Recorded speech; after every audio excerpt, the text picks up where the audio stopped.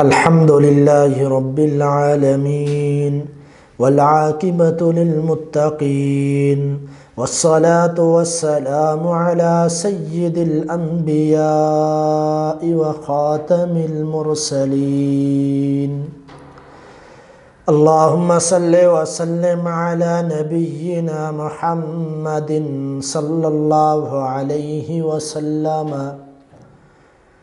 سبحانك لا علم لنا إلا ما علمتنا إنك أنت العليم الحكيم قال الله تبارك وتعالى في مقام آخر في محكم تنزيله وهو أصدق القائلين يا أيها الذين آمنوا لا تقربوا الصلاة وأنتم سكارى حتى تعلموا ما تقولون ولا جنبا إلا عابري سبيل حتى تغتسلوا.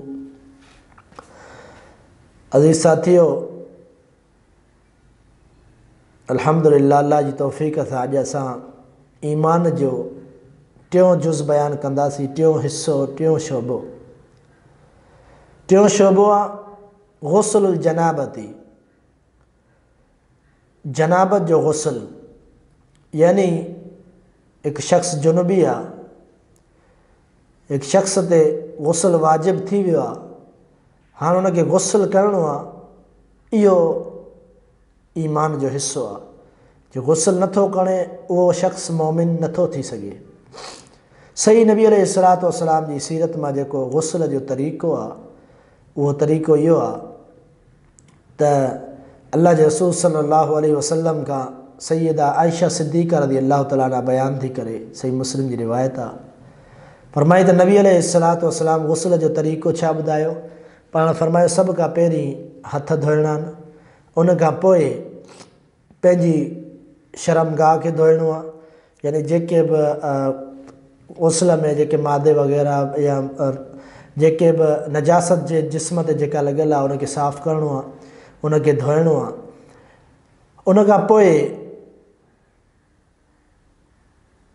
وری ہتھ دھوئणा آن ऐं वुज़ू करणो आहे.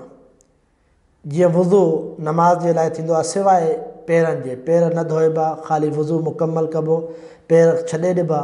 उन खां पोइ नबी अलैहिस्सलाम पंहिंजी आङुरि मुबारक सां पाणी खणी ऐं पंहिंजे मथे में उहे आङुरि यानी दाख़िल करे मथे जी जड़ ताईं पाणी पहुचाईंदा. मथे जी जड़ ताईं पाणी पहुचाइण खां पोइ नबी अलैहिस्सलाम पंहिंजे बुक मुबारक सां पाणी पंहिंजे सिधे जानिब विझंदा हुआ, यानी मथे वारे सिधी साइड. युजिबु तयम्मुनु फी तनाउलिही व तरजुलिही व तुहूरी व फी शानि कुल्लिही. सईदा आयशा रज़ी अल्लाह ताला फरमाए थी नबी अलैहिस्सलाम हर सुठे कम में सिधी जानिब खां शुरू कंदा. त गुस्ल बि हिकु बहितरीनु कमु आहे, शरीयत जो हुकुम आहे, तहारत हासिलु करणी आहे. उन में बि नबी अलैहिस्सलाम पहिरीं पंहिंजे साॼे पासे जेको आहे सो पाणी हारींदा हुआ, उन खां पोइ पूरे जिस्म ते पाणी हारींदा. हाणे इहो जेको आहे मुख़्तसर तरीक़ो आहे गुस्ल जो. उन खां पोइ आख़िर में नबी अलैहिस्सलाम पंहिंजा पेर मुबारक धोअंदा हुआ. त हिते असां ॾिसो जेका दुआ आहे, नियत ज़रूरी आहे गुस्ल जे लाइ, गुस्ल जनाबत जे लाइ. जेका दुआ आहे उहा दुआ बिस्मिल्लाह जेका दुआ आहे गुस्ल जी, उहा बहितर इहो आहे त गुस्ल खाने में दाख़िल थियण खां पहिरीं इंसानु पढ़ी वञे, पहिरीं पढ़ी बिस्मिल्लाह, पोइ गुस्ल खाने में दाख़िल थिए. उन खां पोइ इहो गुस्ल जो तरीक़ो बि ॿुधायो, मुख़्तसर इहो तरीक़ो करिणो आहे. गुस्ल ज़रूरी आहे, फ़र्ज़ आहे, वाजिब आहे. मुसलमान ते जेको मुसलमान आहे उनखे गुस्ल करिणो आहे. गुस्ल कहिड़ी शइ जे करे फ़र्ज़ थो थिए? गुस्ल फ़र्ज़ थो थिए उन शख़्स ते जेको पंहिंजी घरवारी सां सोहबत करे थो, पंहिंजी घरवारी सां मिले थो, उन ते गुस्ल वाजिब आहे. पर जेकॾहिं घरवारी न आहे, कंहिं बदकारी जे ज़रिए या कंहिं बि तरीक़े सां जेकॾहिं उनजो मादो ख़ारिज थिए थो त उन ते गुस्ल वाजिब आहे. उन शख़्स खे गुस्ल करिणो आहे, पंहिंजे पाण खे साफ़ु करिणो आहे, पाक करिणो आहे. हाणे गुस्ल जी जेका आहे सो छाजे लाइ फ़र्ज़ु कयो वियो, इहो हुकुम आहे, फ़र्ज़ु आहे. असां हिकिड़ी ॻाल्हि खे सोचूं त अल्लाह रब्बुल आलमीन जी ज़ात जेका आहे वॾी अज़मत वारी आहे.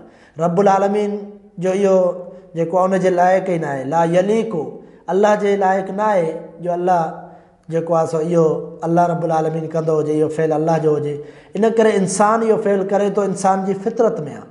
उन खां पोइ जेॾी महिल इहो फ़ेल करण खां पोइ इंसानु थोरो बोझल थी वेंदो आहे, थोरो इंसानु वज़न महसूसु कंदो आहे, पंहिंजे पाण ते सिकल भारीपन महसूसु कंदो आहे। उन खां पोइ जेको आहे सो उहो नापाक थी वेंदो आहे, यानी उन पंहिंजी फितरत जी तकमील कई त पंहिंजे रब ॾे वञण जे लाइ उनखे तयारी करणी आहे दुबारा, त उन जे करे गुस्ल वाजिबु आहे। मिसाल तौरु हिकिड़ो दुनिया जो बादशाह हुजे, उन ॾे हिकु शख़्स वेंदो आहे, उते खां वापसी ईंदो आहे, जॾहिं वञिणो हूंदो आहे वरी त तयारी कंदो आहे, कपिड़ा पाईंदो आहे, तयारी करे बिल्कुलु जेको आहे सो पाक साफ़ थी वार वग़ैरह तयारी मुकमल करे पोइ वेंदो आहे बादशाह सां मिलणु। त हीअ त बादशाहनि जो बादशाह आहे, अल्लाह रब्बुल आलमीन मालिकुल मुलूक आहे, बादशाहनि जो बि बादशाह आहे।